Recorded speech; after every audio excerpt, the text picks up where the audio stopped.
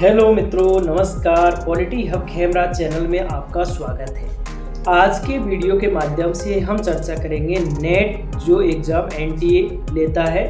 और नेट एक national eligibility test होता है जो कोई भी एमए या पीजीटी कर लेता है, पीजी कर लेता है तो उसको क्या देना होता है, नेट का एग्ज़ाम देना होता है और उसके लिए वो एलिजिबल है। ठीक है, तो नेट क्या होता है इसके बारे में आपको जानकारी हो गई। नेट एक कॉलेज असिस्टेंट प्रोफेसर बनने के लिए एक प्रायोरिटी यानी कि एक योग्यता है जो कि नॉर्मली सबके पास होनी चाहिए।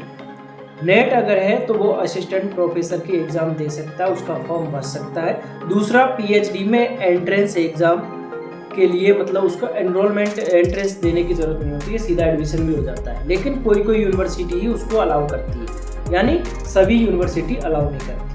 आज हम सिर्फ नेट की चर्चा पर आए हैं, जो नया नोटिफिकेशन अभी फिलहाल जारी हुआ है उस पर आज हम चर्चा करेंगे कि क्या क्या कौन कौन सी कैटेगरी में उसको डिवाइड किया गया है और अब से आने वाले समय में यानी फ्यूचर में नेट का जो पैटर्न रहेगा वो कैसा रहेगा और उससे मिलने वाले जो फ़ायदे हैं वो किस प्रकार से आपको प्रोवाइड होंगे, इसके बारे में आप आज चर्चा करेंगे। तो हमने थोड़ा बहुत आपको बता दिया कि नेट एक कॉलेज प्रोफेसर एग्ज़ाम देने के लिए, दूसरा पीएचडी एंट्रेंस बिना एंट्रेंस के भी एडमिशन लेने की वो है, और इसके अलावा आप पीएचडी जब करते हैं तो उसके लिए आपको रिसर्च फेलोशिप मिलती है जो फेलोशिप आपको पढ़ने में हेल्प करती है। ठीक है मित्रों, तो ये हुई नेट की छोटी मोटी बात। अगली बात हम बात करते हैं कि नेट का जो पैटर्न है और नेट जो है अब फिलहाल फ्यूचर टाइम में कैसे काम करेगा उसके बारे में आप जानकारी लीजिएगा।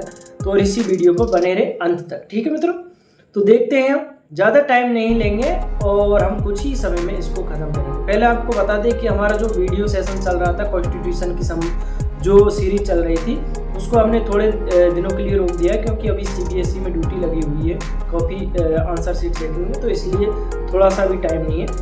तो मित्रों ये देखिएगा, आज हम बात करते हैं इधर कि जो नेट है उसका जो नोटिफिकेशन जारी हुआ है वो ये जारी हुआ है, इसमें यह बताया गया है कि अब जो नेट एग्ज़ाम होगी वो इस आधार पर होगी कि अब जो नेट एग्ज़ाम है उस वही एग्ज़ाम आपके पीएचडी की पैट यानी कि जो पीएचडी के लिए एंट्रेंस एग्ज़ाम लगती है उसको देने की कोई ज़रूरत नहीं होगी अगर किसी के पास जीआरएफ है।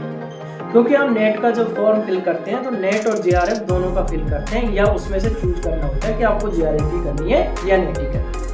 तो अब किसी प्रकार की एंट्रेंस देने की ज़रूरत नहीं है अगर आपके पास जीआरएफ है, अगर आपके पास नेट भी अच्छे अंकों से पास है यानी 300 का जो पेपर होता है उसमें से आपके अच्छे मार्क्स हैं तो आपको नेट एग्ज़ाम अगर आपने क्लियर किया अच्छे मार्क्स से तो आपको पैट देने की जरूरत नहीं। पैट का मतलब जो पीएचडी के लिए एंट्रेंस एग्ज़ाम लगता है उसको। ठीक है, तो 3 कैटेगरी में इसको बांटा गया है। आपको ये बात भी बता दें कि जब भी कोई पीएचडी का एंट्रेंस एग्ज़ाम लगता है तो वो 100 अंक का होता है। 100 अंक में से जैसे कि आप 100 मार्क्स में समझिए कि 30 मार्क्स का जो होता है आपको 30 मार्क्स का वो इंटरव्यू होता है। इंटरव्यू के साथ आपको प्रपोजल देना होता है। इसके अलावा जो 70% का जो वेटेज होता है वो पेपर को दिया जाता है।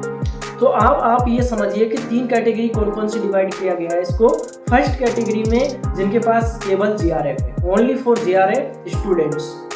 ओनली फॉर जीआरएफ स्टूडेंट्स को क्या होगा कि उनको किसी भी प्रकार की कोई भी एंट्रेंस एग्जाम कोई भी यूनिवर्सिटी, इंडिया की किसी भी प्रकार की यूनिवर्सिटी, स्टेट या सेंट्रल या स्टेट जो अंडर सेमी गवर्नमेंट चलती है वो और एक प्राइवेट यूनिवर्सिटी है, किसी भी प्रकार का कोई एंट्रेंस एग्जाम नहीं लेगी, उसको सीधा इंटरव्यू के लिए बुलाएगी। ठीक है, ये कॉल करेगी। दूसरी कैटेगरी में वो लोग हैं जिनके पास केवल नेट है और नेट भी अच्छे मार्क्स से है या अच्छे मार्क्स से नहीं है, फिर भी अगर वो किसी भी यूनिवर्सिटी में अपना एडमिशन एनरोलमेंट कराते हैं तो उनको क्या होगा कि जब एनरोलमेंट वो करेंगे पीएचडी के लिए तो उनको किसी प्रकार की एंट्रेंस एग्जाम नहीं देनी होगी अगर उनके अच्छे मार्क्स हैं, क्योंकि उसका 70% वेटेज वो 300 मार्क्स जो आपने नेट में प्राप्त किए हैं वही मान्य होंगे और उन्हीं को ही जोड़ा जाएगा। और इसके अलावा आपका जो इंटरव्यू होगा उसको जोड़ा जाएगा और इंटरव्यू का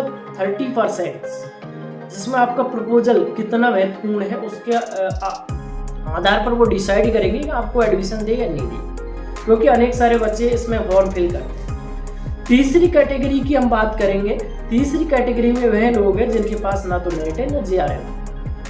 यानी दोनों ही उनके पास नहीं है, तो तीसरी कैटेगरी के लोग वो होंगे और उनको एंट्रेंस एग्जाम देना ही होगा। पीएचडी में एडमिशन का और कोई रास्ता नहीं है उनके पास, उनको एग्जाम देनी ही होगी। कौन सी? पीएचडी एंट्रेंस एग्जाम यानी पैट होता है, वो देना ही होगा, किसी भी यूनिवर्सिटी का हो। एनटीए भी अपना पैट करवाता है, अलग अलग यूनिवर्सिटी एनटीए के तहत करवाती है, और जो स्टेट गवर्नमेंट यूनिवर्सिटी होती है वो स्टेट लेवल पर अपने कॉलेज स्तर पर पैट करवाती है। ठीक है, तो अलग अलग लेवल पर देना होगा उसको पैट, जिसके पास कोई किसी प्रकार के नेट एग्जाम क्लियर नहीं।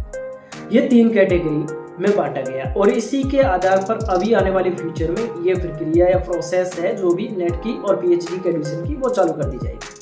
अब आप ये समझिए कि जो आप नेट एग्जाम पास करोगे, ठीक है ना, अब जेआरएफ और नेट का जो पहले होता था कि भाई साहब आपने नेट जेआरएफ कर ली तो आपको 4-5 साल तक के लिए छूट दी थी, आजीवन भी कर दिया था नेट एग्जाम को, आपके लिए आजीवन रहेगा। आजीवन कैसा रहेगा कि वो आपको असिस्टेंट प्रोफेसर का फॉर्म फिल करने के लिए रहेगा। एक बार आपने नेट किया, आजीवन आपका नेट पास है। बट आप अपने स्कोर को अच्छा करने के लिए या पीएचडी में इनरोलमेंट करवाने के लिए, या आपको जेआरएफ फेलोशिप लेनी है, junior research fellowship, SRF senior research fellowship, तो अगर वो प्राप्त करनी है तो आपको नेट एग्जाम देते रहना है, जिससे आप जेआरएफ कर सकें और नेट में अच्छा स्कोर भी बनाते रहना। तो इसकी सीमा यानी कि इसकी लिमिट कर दी गई कि आप 1 ईयर यानी 1 साल तक ही आप एडमिशन के लिए वो मार्क्स को ले सकते हो कम में, जो नेट आपने किया है। ठीक है, ये बात उसमें क्लियरली मेंशन की गई है।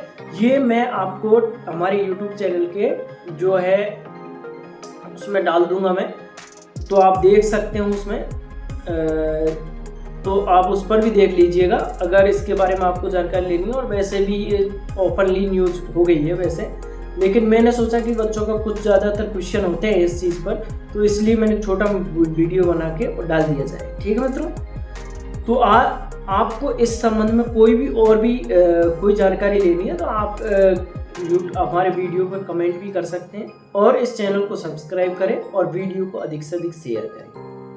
ये 3 कैटेगरी मैंने अच्छे से बताई दी आपको, इस क्लियर हो गया है। पहला जेआरएफ है, दूसरा नेट है, जिसके बाद नेट नहीं है। जेआरएफ है तो सीधा एडमिशन हो जाएगा, और आपके पास नेट है अच्छे मार्क्स से तो भी हो जाएगा। अगर कम मार्क्स से हैं तो कोई ना कोई यूनिवर्सिटी में तो आपका एडमिशन हो ही जाएगा। अगर दोनों ही नहीं है तो आपको पैट देना होगा। ये नोटिफिकेशन जो जारी हुआ उसकी सूचना है। ठीक है मित्रों, ये मैं कोई अपनी तरफ से नहीं, केवल नोटिफिकेशन में जो दिया वो आपको जानकारी शेयर कर रहा हूँ। ठीक है मित्रों, धन्यवाद, आप वीडियो से जुड़े रहिए। ठीक है, धन्यवाद। आगे सीरीज लाएंगे हम, लेकिन अभी कुछ टाइम से हमारी ड्यूटी लग रही है, तो इसलिए सीबीएसई में ड्यूटी है, टाइम लगेगा थोड़ा। ठीक है मित्रों, धन्यवाद, ओके।